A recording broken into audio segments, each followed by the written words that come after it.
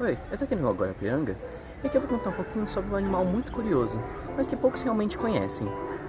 Esse é um animal que é muito encontrado em rios e lagos, principalmente lodosos, e que é muito conhecido justamente por poder atacar até mesmo humanos. Nesse vídeo, vou contar um pouquinho sobre as sanguessugas. Em primeiro, algo importante se citar é que as chamadas sanguessugas pertencem principalmente à classe Hirudinea, um grupo de anerídeos aparentados, com minhocas e outros vermes segmentados. Dentro desse grupo, existem diversas espécies diferentes, sendo que apenas uma parte relativamente pequena delas possui o hábito hematófago, ou seja, alimentação baseada em sangue. Elas são anerídeos aquáticos, ou semiaquáticos, que realizam alimentação temporária sobre um hospedeiro, ou seja, não são parasitas fixos, porém temporários, da mesma maneira que um mosquito é. Em relação à sua estrutura corporal, as sanguessugas possuem um corpo segmentado e achatado dorsoventralmente. Além disso, apresentam duas ventosas principais, uma ventosa anterior, utilizada para fixação e alimentação, e uma ventosa posterior, utilizada principalmente para locomoção e sustentação. Algo interessante é que o deslocamento das sanguessugas costuma lembrar o movimento de uma lagarta médio-palmos. Esse tipo de locomoção ocorre alternando a fixação entre as duas ventosas. O seu tamanho varia muito com as espécies. Por exemplo, as que gravei possuem de 3 a 5 mm de comprimento. Algumas sanguessugas maiores possuem de 6 a 10 cm de comprimento. Enquanto isso, por exemplo, sanguessugas amazônicas podem atingir cerca de 30 cm de comprimento.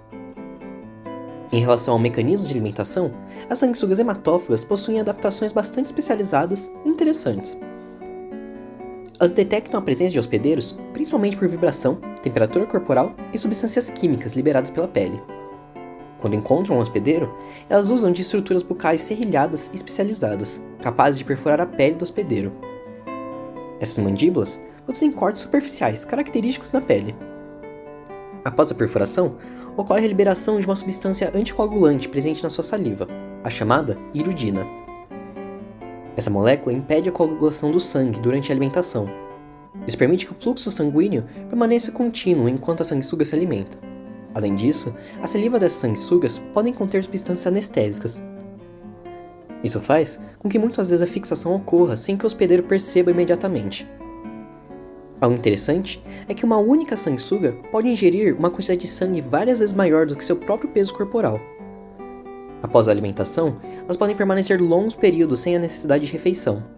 Em alguns casos, esse intervalo pode durar até mesmo meses. Algo importante se destacar é que nem toda sanguessuga hematófaga é capaz de se alimentar do sangue humano, pois muitas espécies apresentam preferência por determinados hospedeiros específicos ao longo de sua evolução. Isso significa que algumas sanguessugas são especializadas em se alimentar principalmente de anfíbios, outras de peixes, outras de aves aquáticas, e apenas uma parte delas possui adaptações comportamentais e fisiológicas que permitem utilizar mamíferos, incluindo, mas não limitados a humanos, como uma fonte regular de alimento. Inclusive, eu cheguei a fazer um vídeo no canal contando mais sobre outra variedade de sanguessuga, que parasita peixes por meio de suas guelras, gravada na represa Billings. Para quem tiver interesse, o link estará na descrição. A grande maioria das espécies de sanguessugas habitam água doce, com poucas exceções que podem sobreviver em águas marinhas. Entre os ambientes que podem ser comumente encontrados estão lagoas, brejos e áreas alagadas com vegetação. Em relação ao seu risco a seres humanos, algo importante se mencionar é que na maioria dos casos, essas sanguessugas não representam um perigo significativo. O efeito mais comum é a irritação na região da mordida. Outro risco possível envolve infecções secundárias, caso o local da mordida não seja higienizado corretamente. Mesmo assim, complicações graves são raras. Algo interessante sobre as sanguessugas é que elas já foram utilizadas em procedimentos médicos. Esse tipo de prática ficou conhecido como a iridoterapia, ou sangrias. Atualmente, ainda existe o uso controlado das sanguessugas em cirurgias reconstrutivas. Isso acontece porque ajudam a melhorar a circulação sanguínea em tecidos comprometidos, ou de drenar sangue inflamado. No caso desses procedimentos, são utilizados sanguessugas maiores, tendo entre 6 a 10 centímetros, e esterilizadas, sendo criadas em laboratório para evitar infecções ou complicações com o tratamento. Em certo sentido, as sanguessugas hematófagas representam um exemplo bastante interessante da especialização alimentar dentro dos anelídeos, mostrando como diferentes espécies desse grupo evoluíram estratégias variadas de interação com vertebrados, desde mamíferos até peixes e anfíbios.